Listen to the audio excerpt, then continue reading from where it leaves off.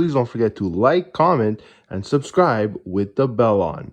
All right, guys, today we're going to talk about the situation here between Jason Paige and Boosters and Bangers, which a lot of you guys have been seeing on the internet, guys.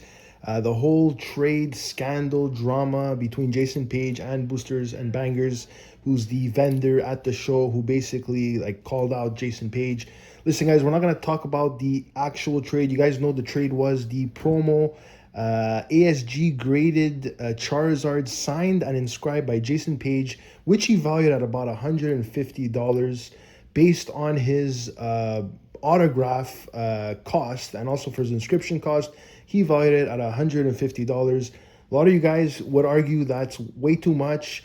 Listen, I do think it's a lot too, but at the end of the day, people are paying for Jason Paige's autographs. They're paying these prices. So whether you value it that or not, there are fans that are paying. And like I said, those two kids in this situation that did the trade with the Gengar, at the end of the day, they were fans of Jason Paige. They actually left happy, which Jason Paige said in his explanation video. Now, looking at the Gengar of Boosters and Bangers, guys, he valued it at $150, guys. Obviously, this is a damaged Gengar. We saw the pictures.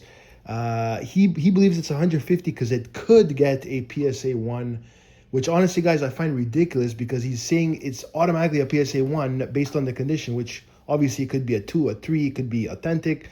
So I don't agree with Boosters and Bangers valuing it at 150. At the end of the day, there is a bit of lack of transparency there. I don't really buy the damaged collector's side. I think it's more of a story to save himself. But at the end of the day, guys, the point is we're asking ourselves, is Jason Paige the actual scammer in this situation? Or is he the victim? I do think he was victimized in this particular situation, guys. Like I said, to be fair to Jason Paige, people are paying those amounts to get those signatures. Like I said, a lot of people wouldn't agree with that, but at the end of the day, he goes to shows and those are his prices. So that's what it would cost those two kids in the video to get that actual card. And like I said, the Gengar was only worth about $75. You could check eBay, guys. That's what it's selling for, 75, 80 bucks. I know it's a Japanese Gengar. It's like an OG card, but at the end of the day, that's what it's worth in that condition. So in my opinion, guys, I do think Jason Paige was victimized a bit here in this situation. Do I agree with his pricing? No. Would I pay that for his autograph? No, but there are people that are paying it. So I think it was honestly a fair deal and maybe even in the favor of the two kids in this situation. So guys, let me know what you think on this situation. We're not going to talk about it anymore. A lot of you guys have already talked about it, but this is just my opinion, guys.